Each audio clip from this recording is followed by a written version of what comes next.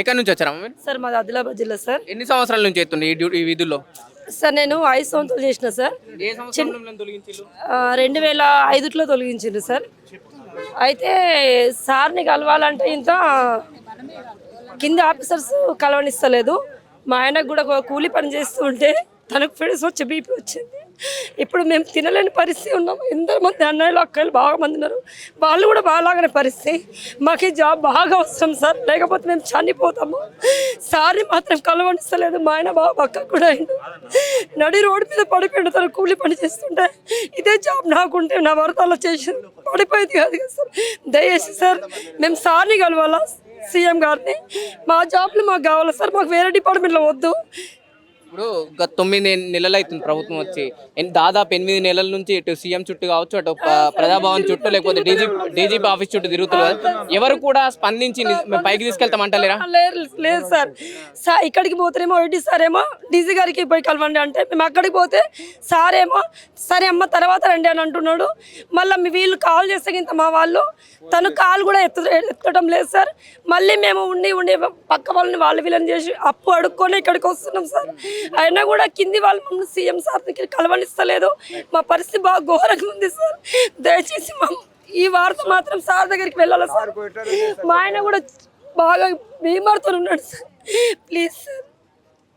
Sir ఇప్పుడు మా సమస్య అన్నది రేవంత్ రెడ్డి సార్ దగ్గరికి ఇంకా వెళ్ళట్లేదు సార్. ఇది సార్ అస్సలు ఎట్టి పరిస్థితులు తెలియకుండా ఉంటుంది సార్. ఆల్రెడీ రేవంత్ రెడ్డి గారు సార్ రికమెండ్ చేసుకోమని చెప్తున్నాడు సార్, మమ్మల్ని కూడా తీసుకోమన్నాడు. ఇప్పుడు గతంలో హోంగార్డ్ రవీందర్ గారు చనిపోయినప్పుడు మీతోనే కూర్చొని మాట్లాడింది కదా, మీకు సమస్య ఉందని. ఇప్పుడు ఎందుకు తెలుస్తలేదంటారు? ఇప్పుడు సార్ కొంచెం బిజీలో ఉండడం కాబట్టి కింది స్థాయి అధికారులు మాత్రం మమ్మల్ని సార్ దగ్గర తీసుకెళ్లడం లేదు. మా సమస్యను సార్ దృష్టికి తీసుకెళ్లడం లేదు సార్. ఇది మా సమస్య. ఏం చెప్తారు మరి ప్రస్తుతం ప్రభుత్వానికి కావచ్చు, లేకపోతే అధికారులకు? మీరు రోడ్ పై నిల్చున్నారు కదా, ఏ విధంగా ఏమని చెప్తారు వాళ్ళకు? ఏం లేదు సార్, మేము రిక్వెస్ట్ చేసేది ఒకటి ఏంటంటే మా నౌకరులు మాకు ఇచ్చేస్తే మేము చేసుకుంటాం సార్. మాకు అన్ని ఈవెంట్ చేసినాం సార్.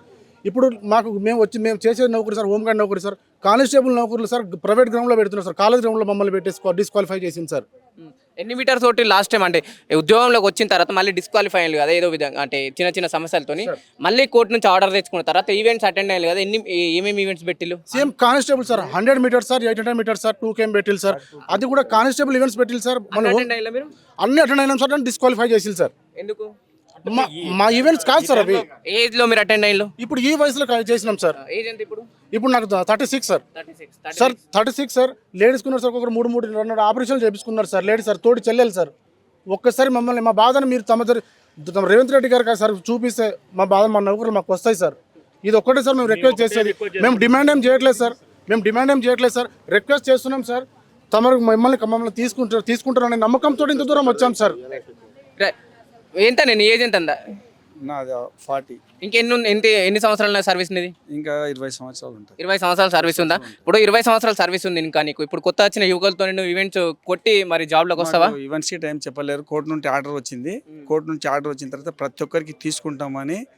ఇప్పుడు కాంగ్రెస్ ప్రభుత్వం ఏం చెప్తుందంటే, గతంలో హోంగార్డులను విధుల నుంచి తొలగించిన వాళ్ళని మేము మళ్ళీ ఇప్పుడు కొత్తగా రిక్రూట్మెంట్ అయిన కానిస్టేబుల్ ఈవెంట్స్ పెట్టి మేము మళ్ళీ తీసుకుంటామంటున్నారు. ఇప్పుడు ఏది చూస్తే చాలా ఉన్నది. ఇప్పుడు వాళ్ళతో పోటీ పడి ఉద్యోగంలోకి రాగలుగుతావు? కాంగ్రెస్ ప్రభుత్వం అదే చెప్తుంది. ప్రయత్నం చేస్తాం అట్లాంటి.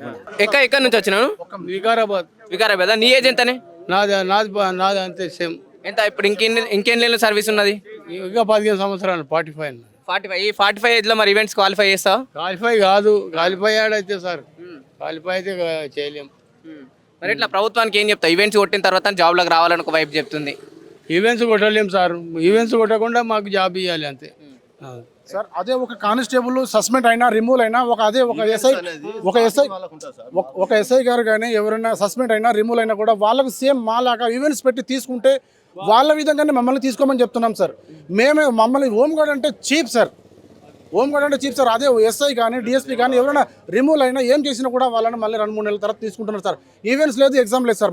మా పైన ఎందుకు సార్ అంతగానో పక్క పెట్టేది సార్? మేము చిన్న ఉద్యోగస్తులం సార్. ప్లీజ్ రిక్వెస్ట్ చేస్తున్నాం సార్. ఎక్కడి నుంచి వచ్చారండి మీరు? మామూలు డిస్ట్రిక్ట్. ఎప్పుడు రిమూవ్ చేసిన మేము ఉద్యోగం నుంచి? అందరిది ఒకటేసారి రిమూవ్. ఏ ఇయర్లో? 2009లో. 2 months కింద కూడా ఈవెంట్స్ పెట్టారు. 2 months కింద ఈవెంట్స్ పెడితే కూడా హై జంప్, లాంగ్ జంప్, తర్వాత షార్ట్ పుట్, Attend 800 మీటర్స్ అన్నిటికీ అటెండ్ అయ్యాను. 2 seconds 3 seconds తక్కువ ఉంటే కూడా తీసేస్తున్నారు. అది ఆల్రెడీ నాకు తెలిసిన కాడికైతే క్వాలిఫై అయ్యాను.